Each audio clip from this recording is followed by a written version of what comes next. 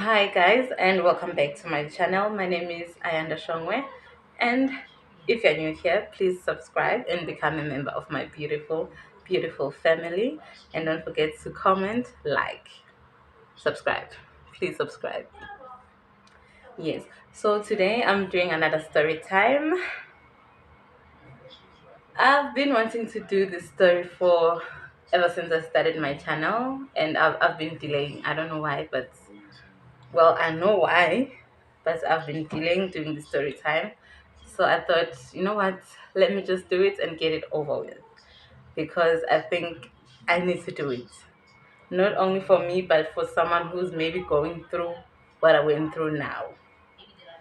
So I need a booster for this story. So, guys, I was in an abusive relationship. I don't know how the abuse started because so many things about the relationship I have blocked in my mind. I don't want to think about it. I don't want to go back there. It was a very dark time in my life, and I don't want to revisit that because I don't want many emotions to come back from that. But I'm going to tell you that the things that stood out, the things that I still remember to this day, because it was a long time ago. I'm in my early 30s and this happened in my early 20s. So you can imagine, maybe 10 or so years ago. It was a long time ago. So I don't remember how it really started, but he started being very angry. Like anything would set him off. Every little single thing would set him off. He was a very angry person to the point where, whew, I don't know, I was afraid to speak. I was afraid to say anything because I didn't know what triggered him. He would hit me. A week wouldn't go by without him laying a hand on me. Like a week was a long time. A week was a long time. And yeah, okay. So, okay. Oh,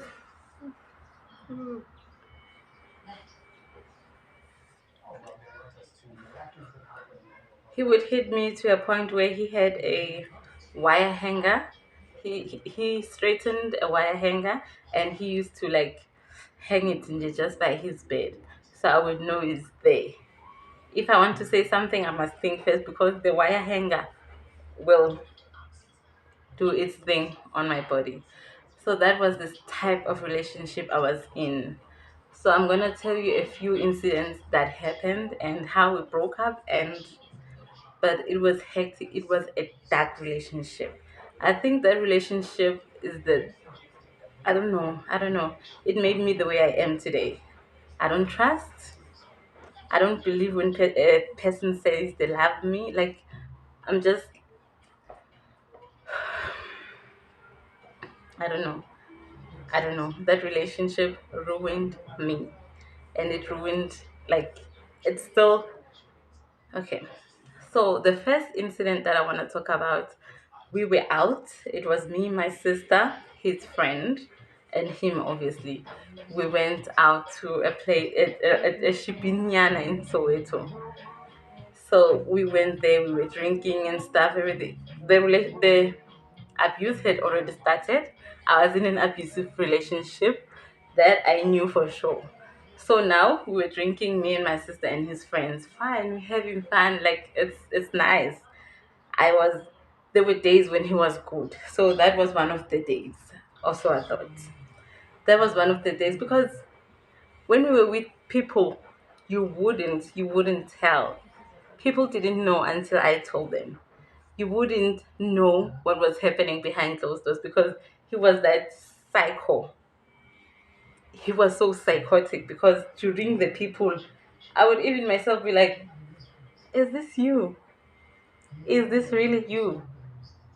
And yeah, just remember everything that happens when we're with people, he will start here.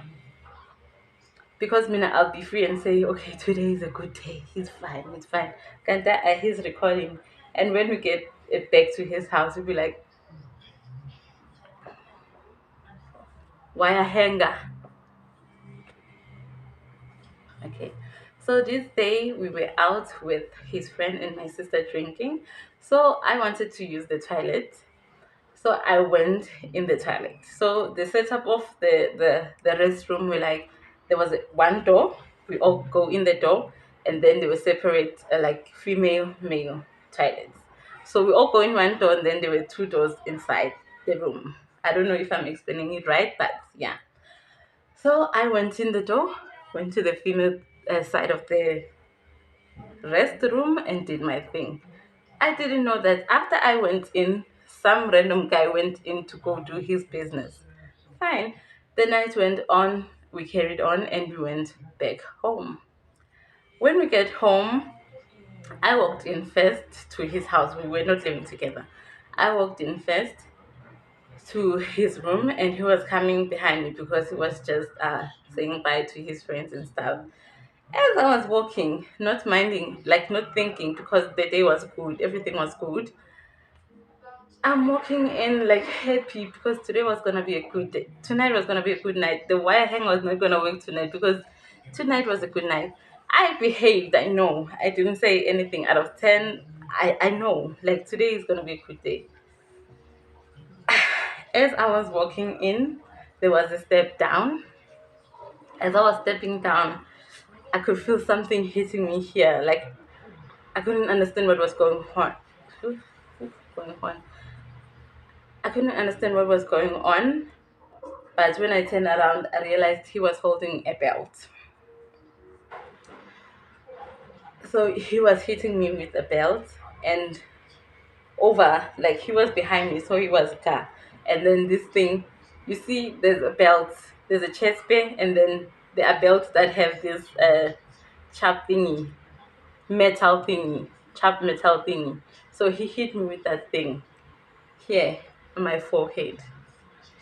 And the way, like, he was so, mm, the way that thing hit me, I had, um, I don't know, that that metal V thing was here for maybe a week or so, and I used to hide it with my hair because I had a bonding. We used to call it bonding. So I hid it with my hair so that no one would ask me, no one would see. So as he was hitting me with the belt, I was asking, "What happened? Why are you hitting?" Because I know today nothing triggered. Like he told me, "Don't you remember when you were going to the loo and that guy followed you? What were you doing there?" But then again, I wasn't surprised anymore because things like that, he would just like make up situation like just like that. He told me he was hitting me because I went into the loo, to the restroom with that guy who followed me. What was I doing in there? That's why he's hitting me. And guys, I'm sure you're asking yourself, why did I stay? Guys, this was my second relationship. I was so young, I didn't know what was going on. I thought this was okay.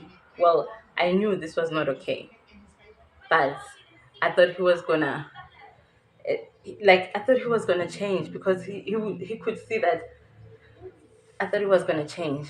And another thing, he told me if I left him, he would kill me and my baby. And I believed him because he was a very angry person, guys. He was so angry. When he got angry, you see, like he changed. He wasn't himself. It's like it's another person. I don't know you. I don't know you. So I believed him when he said, and I was young, I was naive, I was very dumb.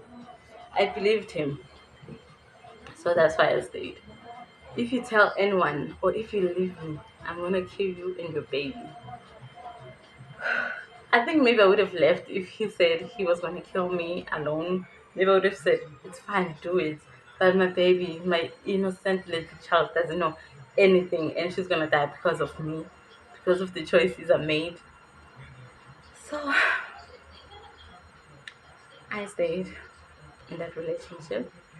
I stayed because I was afraid that he was going to kill me and my baby, my innocent baby, she doesn't know what's going on. Like, I stayed. And he would even go. to extremes where if after he doing whatever he wanted to do after hitting me, he wanted to show me that he was going to do what he said he was going to do with my child, that he was going to kill me with my child. He would leave me by his place and go to my place and take my baby and bring her to me because my sister trusted him. My sisters knew him and I didn't tell them anything. So they thought we were happy. And he would get to my house and he was like, oh, I almost said my nickname. He was like, oh, Anna is not coming back tonight. So she asked me to come fetch the baby. And then my sister would be like, oh, okay, okay. And then he'll bring my baby to me and tell me, you see, if I want to do anything to you, very easy, my dear. My dear, it will be very easy, so don't try me. And I believed him, and he stayed for a long time. And there was a situation where there was a party at my place, and we were hosting a party. I think it was my sister's birthday. I don't remember, but we were always having parties at my place. It was a party and we were having fun. I remember him dragging me down the street and slapping the hell out of me. I don't remember what he said that was for, but I remember that's one because I had to come back to the party and we like carry on because people don't know. People won't understand. Would say, "Hi, Bo, you were okay 10 minutes ago. What happened?" So I had to carry on with my life, and he's also carrying on because he's Mr. Nice Guy, and it's no one knows. No one knows. He's Mr. Nice Guy. Okay, so there was this incident where there was a guy. My sister had a boyfriend.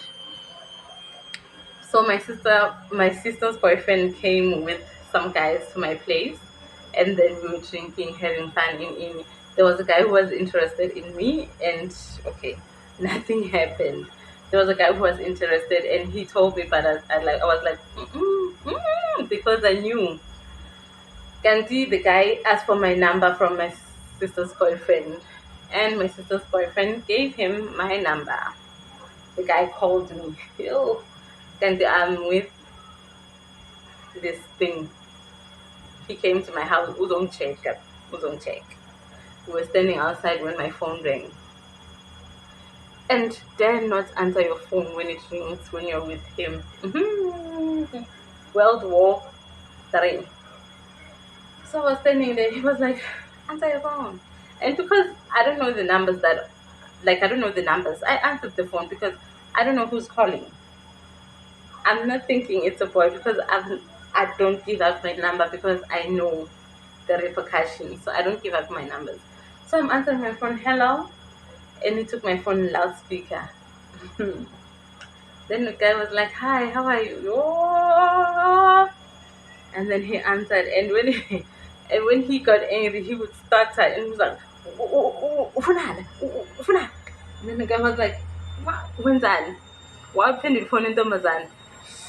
In my mind, the way the guy who was calling dealt with him, I was so happy because uthole intanga zakhe. I know what he was gonna do after the phone call. I knew what was gonna happen. So I was happy for that few moments that he was getting told off by his peers. Like the guy was like telling him off, and I'm here like, mm-hmm, mm-hmm. And obviously, after he cut the call, he did what he does best. But in my mind, I was so satisfied because they were like, the stuttering became, I don't know. I was so happy that khona umuntu omtshela indaba zakhe before ayenza lento afuna ukuyenza because he was going to do it anyway. So I was happy that uzwile intanga zakhe zithini. Uzwile ukuthi intanga zakhe zithini. So that was the situation, and things carried on. I was, guys, I don't know. I've never been a skinny person. I've never been a skinny person ever. Even if I try. But during that relationship, I was so I was so skinny, and people thought because I've always wanted to be skinny, so I've always tried doing things like jogging and stuff and stuff. So people thought finally something is working for you, can't stress, stress of not knowing what to say, if you said something wrong, of not knowing what's coming or when it's coming, but you know it's coming, you just don't know when or what will trigger it at that moment. I think sometimes he'll come to me angry. I think sometimes people would do something to him and would take it out on me, because at some point I was like this. When he said something, I was like, okay, yeah. Because I was so afraid of him. I was so afraid for my life, for my baby's life. I was afraid of him. I was afraid of that guy. Everything he would say, I would agree. Mm-hmm. Mm-hmm. Okay. Yeah. Mhm. Just like when he asked me to go with him to Devon. This was the last straw. So I think we were a year and a few months into the relationship. Can you imagine? Guys, I was in a place where, when they say you don't see a light at the end of the tunnel, literally, like it was dark. I couldn't see anything past maybe today, because I didn't know what was going to happen. Like it was so dark. I couldn't see my future, basically. I thought that was it. I was going to die by the hands of this man, and that was it. So that's why I was trying to be so humble, so good, so that, like, that was it. My mind was so dark, like everything. I couldn't see the light at the end of the tunnel, literally. So, so when he asked me to go with him to Devon, to his mom and uncle's place, I was hesitant because I know how he is. I was like, are we going to be staying at your mamngane and uncle's place? Because you know how you are. And he was like, no, we're not staying with them. I have a house just down the street to them, but we'll be seeing them every day. And like, I was like, okay, because I don't want to be uncomfortable in other people's places, because I know how he is. I know how he acts. So I don't want things to happen in front of his family. Like, guys, I was still trying to protect him, and I didn't want to embarrass myself. So I agreed to go with him to Devon, and he took me to he took me to town to buy me clothes at Small Street. So when we got to Small Street, the change room at Small Street is just like a curtain, like. So I would go in and fit clothes. I wouldn't come out to show him. That was a whole big thing. That when we came back home, why wouldn't you want to come out and show me? Why did you do that? It was another issue that I wasn't coming to parade. Ooh, how does this look? To ask for his opinion, kahle kahle, because I was his puppet. He was my master. He wanted to show me. He wanted to tell me, no, you can't wear this. Yes, you can. No, no, no. So he was mad that I didn't come out to show him the clothes. I just picked the clothes that I wanted to pick. So that was another issue, and he hit me again with the wire hanger that was hanging by his bed. And now it was time to go to Devon to see his family. We went to Devon, and on the way to Devon, we were traveling by taxi. So we're sitting in a quantum. They were the ones where they hit. Can you speak? We're sitting in a taxi, a quantum. We were on the 3 seat ones. So I was by the window. It was him and then another guy. So I don't know what happened during that time. He was threatening me. He was threatening me, like he was, you know, and then this guy was like, dude, you don't do that. Put in front of people. And then he got mad. He got mad. The whole way to David, we were not speaking. He would like squeeze my thigh, like he was telling me, you'll see. When we get to Devon, I will show you flames. Like he was, because he knew Conin Tangas like a foot. I guess he was but he was afraid of people, I think. So that was the situation. I didn't enjoy my trip to Devon.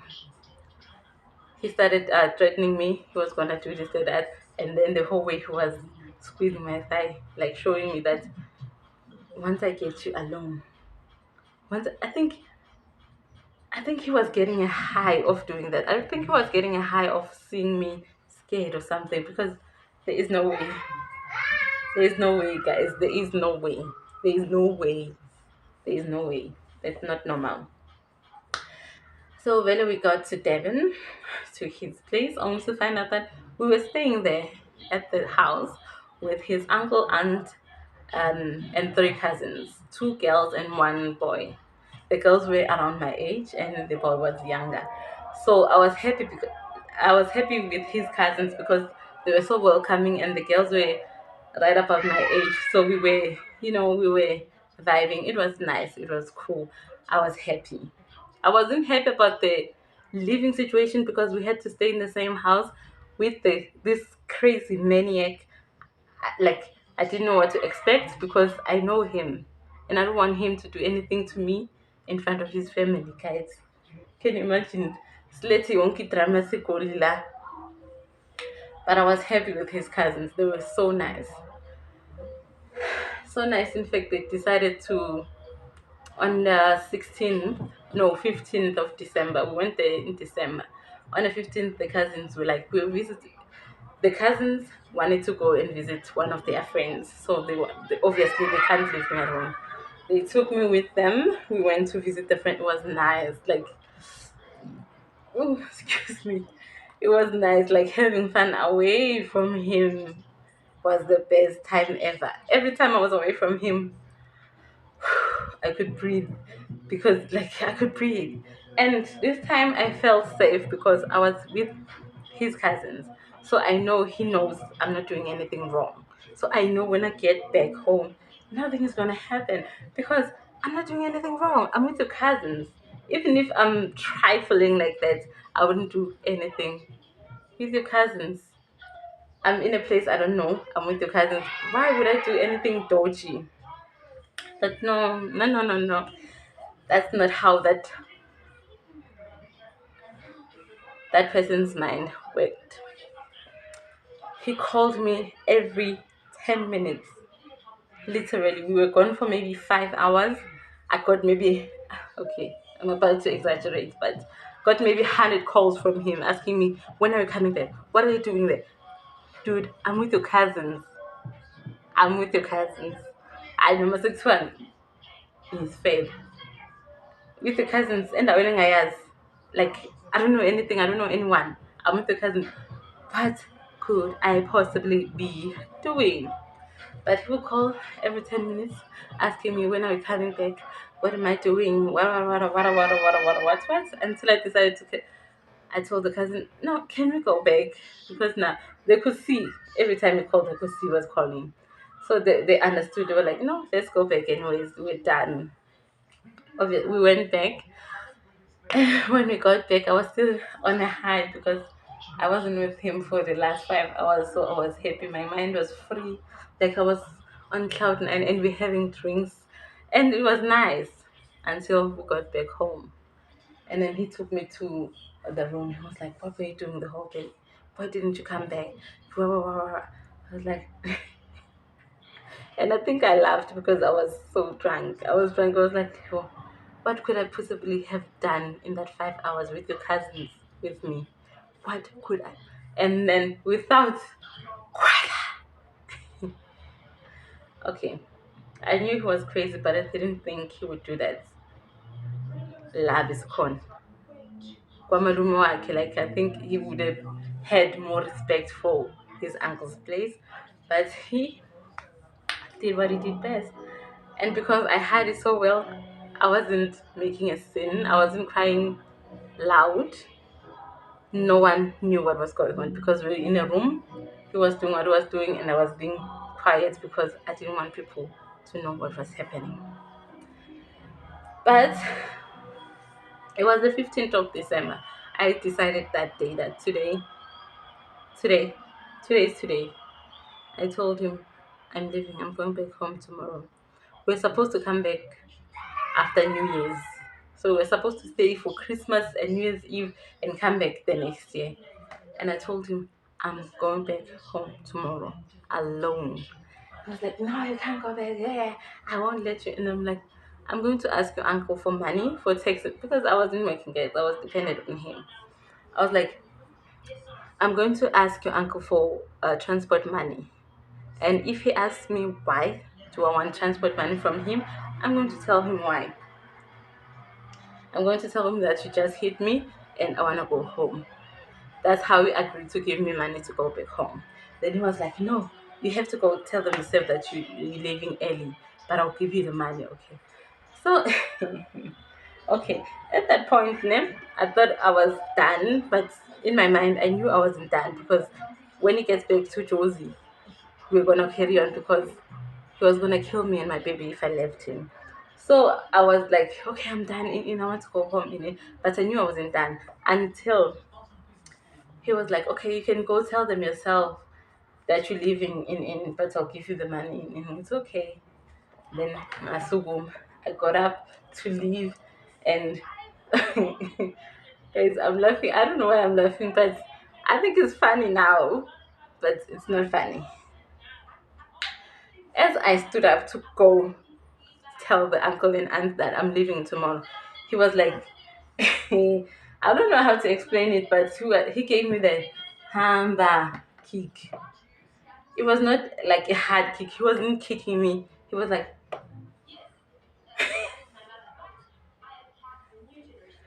hamba on my behind. I don't know. I'm gonna try and find a meme and put it on the screen so that you can understand. Guys, as I'm saying, this was not a, I can do that to my baby now, like too. That kick I can, it's not a harmful kick of but as he was doing it, I decided that more because I could see that he knew that he can do anything and I wouldn't leave. For the fact that he would kick me like that, like hamba, like I don't know, guys, I don't know how to explain it. I'm feeling that we are born with slim malice. She won't do anything. She can go, but when I get back to Josie, we'll carry on doing what we're doing. Hamba.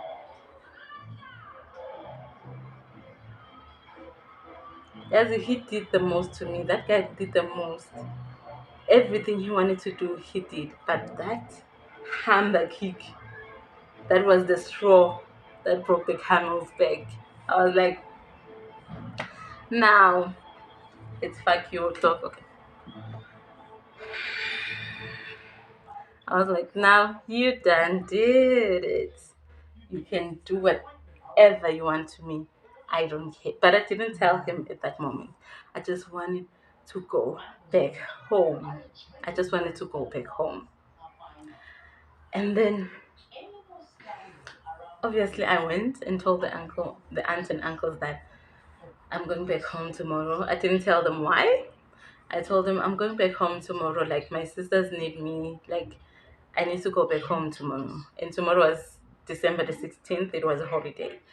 And then the aunt and uncle were obviously like, tomorrow is a holiday. Can you please go the next day on the 17th? Because accidents on the road on a holiday. Obviously, I understood and I stayed and left on the 17th. The uncle and him obviously yo, accompanied me to town to catch a taxi to Joburg. And as we were in town, the uncle went by his way, and I was now left with him, and we were sitting waiting for a taxi to get full, and he was sitting here like checking out girls like because I'm here, I'm just gonna sit here and be a good girl, and when he gets back to Josie, I'll be like, okay, ubaba ubuyi. In my mind, I was like, once umnyango wale taxi uvalwa, once umnyango wale taxi uvalwa, you can look at whoever you want to look at. He was checking out girls. He was like, pervert, he pervert. And I was like, oh God. God, I do not even give a damn. And yes, I got into that taxi. Obviously, like clockwork, 10 minutes later, he tried to call me. I was not having that. I did not answer his calls. I got back home. He tried to call, sending messages, threatening me, telling me when I get back. And other messages would be like, "Oh, baby, I'm sorry, I miss you. What's going on?" I was not having it. I told myself after that hammer kick that this is the last kick you'll ever get from me. And oh, excuse me, water.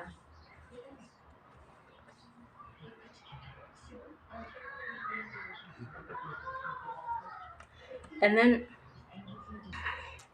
yeah, I went on with my life. I came back home on the 17th of December.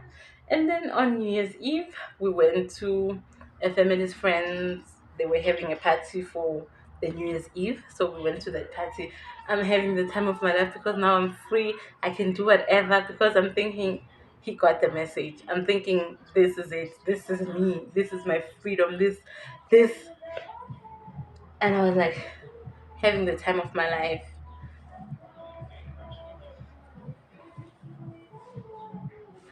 Tell me, just after midnight, after Sushama Cricket, after we're celebrating, have the time of, because me, I'm a free woman now, like I'm literally free. Because I know no one's gonna be telling me, why, like after 12 Sushama Cricket, and that's who do I see walking through the gates? Not this guy. And remember, I haven't told anyone what was going on in my relationship. I just told my sisters that, guys, I don't want him anymore. It's over. It's over. It is over. So when they saw him, they were okay with him because they don't know what's going on. And he asked me, "Ngicela ungikhapi ke singiyahamba in." And then I'm like to my sisters, "No, ngimkhaphi." My sisters were like, "Hayibo nkinga. Hayibo, come on, khapha omnye umntana. No one, they don't know anything." So obviously, I covered him. That was the worst mistake of my life. I covered him, and just when I was about to turn back, I'm like, okay, I'm going back. It was like, you're not going anywhere. Wena, ungijwayela kabi. Ungijwayela kabi. Awubamba ama-calls ami all these days in this limit. I'm like, it's over. I don't want you anymore. Like, I don't want this. And he was like, namhlanje uzongibonisa. I will show you flames.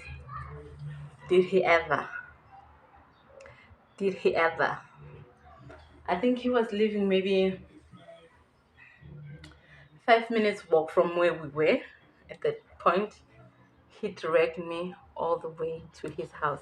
And we asked Mosngi 31 after 31 after the cricket things, and people won't go back to their houses. If they're drinking, they stay in their houses, but the streets are empty now. No one is in this, like nje. There's that one drunk person, but they don't Abaz Gonzagaland, they don't care. They just drunk. He drag he dragged me all the way to his house, hitting me, doing guys. Oh, that day, that day, I think okay. We got to his house. He hit me. He used that one wire hanger that always hangs there. He hit me with the wire hanger, punches, slaps, everything he was doing to me. Everything. I think there was a point where I was laying down and he was with his foot, began ganda, so on my face with his foot. And then I was like, okay, it's fine, it's fine. Yeah, police, I'm sorry, in. And then, okay, he calmed down a bit. And then he was like, Asad, we got to bed. And I was like, I need to use the toilet. Like, I need to go use the loo. I went to the loo. And because I think he knew, because this time I wasn't taking his shit. he knew that I wanted to do something. I was like, can I please use the loo before I go to sleep? Whatever. It was like, okay. And then I went to the toilet. There was a toilet here, and his bedroom window, you could see a toilet. You could see a toilet. So I was peeping through the space by the door. It's spaceless from young. So I was peeping through to see if he's watching me, and he was watching me. Guys, he was watching me through the window. Like he knew I wanted to do something. I wanted to do something. He was watching me. He was like, and then I sat there because it's like he doesn't see that I see him. I sat there for a while, and he was like, okay, I don't know what he was doing, but he closed the curtain, and guys, whew, I came out of the toilet. Ngigijima. I've never ran like that in my whole entire life. Even now, I don't know how. But I always say every time I think about that day that my feet failed me that day. My feet failed me because he got out of the house and chased me and caught me. He got out of the house and chased me and caught me and dragged me again back to the house. He was hitting me. Like he was hitting me on the streets, and I was trying to grab onto everything that I could. And there was this one guy who came, and I was like, oh my god, I'm gonna be saved. Please save me. He came and he looked at me, he was like, oh, it's you, Nja. I'm gonna call him Nja because he doesn't deserve to be named or given a name. Obviously, the guy didn't say Nja, he said his name. He was like, oh, it's you, Nja. Oh, okay.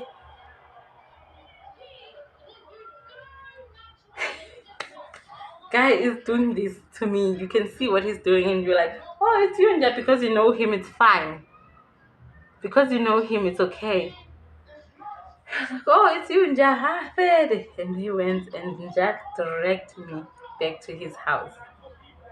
And repeat, punches, slaps in. And then eventually we slept. I slept in. When I woke up in the morning, he wasn't there. I think because he woke up and saw how I looked like. Like he woke up and saw the mess he made, and I don't know where he went. I don't want to lie. I don't know. Maybe he went to try and get me medication or something. Guys, it was bad. This whole side of my face was this whole side. He was the side that it was bigger gun was swollen. Like it was this big. It was this big. My eye was shut. I couldn't open my eye. So when I woke up, I had a headache. My body saw everything. He was not there. I cried the whole. I cried, and then I went and looked myself in the mirror because I could feel when I touched my face that and I couldn't open my eye, and I couldn't open my eye. So I went to look at myself in the mirror, guys.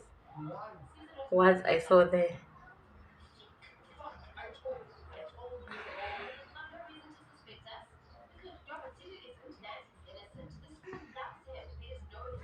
Mabongo says, maybe Kunkula or something because he wouldn't let this happen to me if he loved me. I was like, oh my god, this guy is really gonna kill me. And how am I going to get home now? Looking like this. It's during the day. It one's like January. People are out and about. I want to know about Kokile for you. Like it's busy during the day. Like what am I gonna do? And then I called my sister. I was like, hey, babe, I'm going land. Gwanja. She was like, what happened? I'm like, I'm going land. Please. And my sister came, and when she saw me,